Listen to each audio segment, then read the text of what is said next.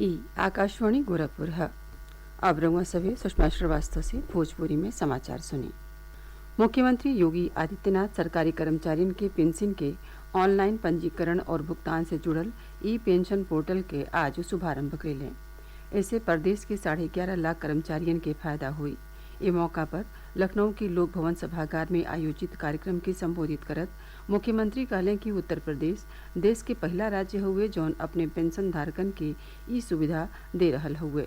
उहाँ के कहले कि ई पेंशन पोर्टल कर्मचारियों खातिर पेंशन के सुविधा के आसान बनाई।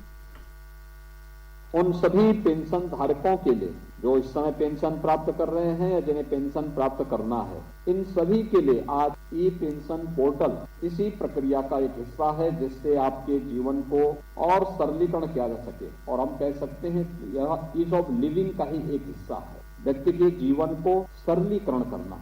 वित्त विभाग ने चिंता की, अपर मुख्य सचिव वित्त और उनकी टीम ने पोर्टल विकसित किया और आज प्रदेश के लाखों कार्मिकों के जीवन में एक परिवर्तन लाने वाला एक ऐसा अवसर हम सबके सामने है। आपने देखा होगा 31 मार्च को जो लोग रिटायर हुए ऐसे 1220 कार्मिकों का भुगतान उनके खाते में सीधे ऑनलाइन चला गया है।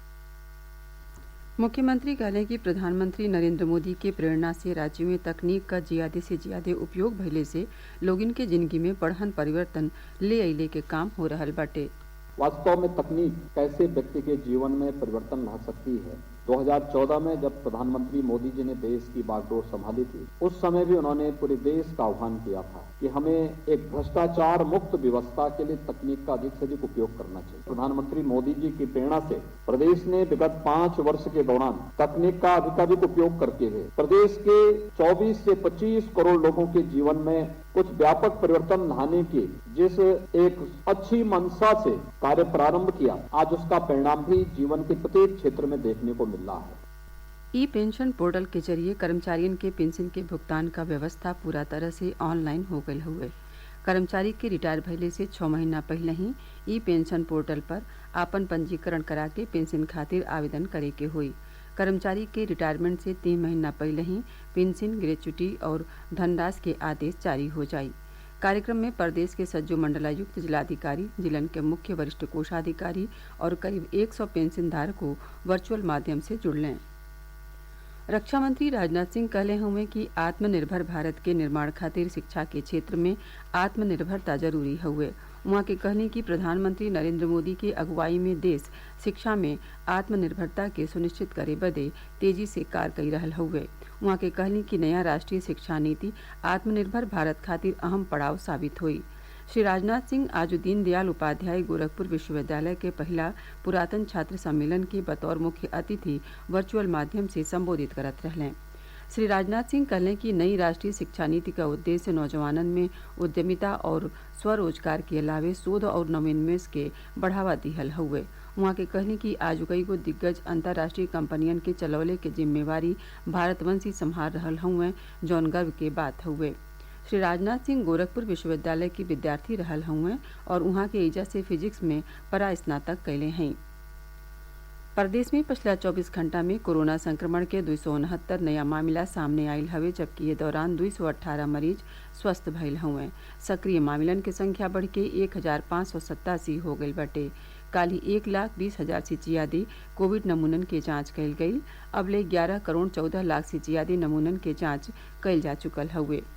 प्रदेश में टीका लगौले के कार्य लगातार जारी हुए। अबले 31 करोड़ 48 लाख से ज्यादा टीका लगावल जा चुकल हुए। 18 बरिस से ज्यादा उम्र के 100% लोगिन के टीका के पहली डोज और 88% से ज्यादा लोगिन के टीका के दोनों डोज लगावल गयल हुए। आज अंतर्राष्ट्रीय श्रमिक दिवस हुए। दुनिया के कईगो देशनन में हर साल 1 मई के श्रमिक दिवस मनावल जाला। एके अंतर्राष्ट्रीय मजदूर दिवस आ चाहे श्रम दिवस और मई दिवसो कहल जाला। ई दिन मजदूर आंदोलन के संघर्ष और बलिदान की याद में मनावल जाला। राज्यपाल आनंदीबेन पटेल और मुख्यमंत्री योगी आदित्यनाथ श्रमिक दिवस पर सज्जो श्रमिकन के शुभकामना देहले हुए।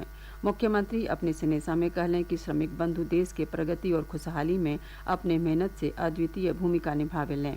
वहाँ के इस मौका पर सज्जो लोगिन से श्रमिकन के हित के संरक्षण का संकल्प लेले के आह्वान कैली। प्रदेश में चली रहल भीषण गर्मी से यह हफ्ता राहत मिलने की उम्मीद बटे।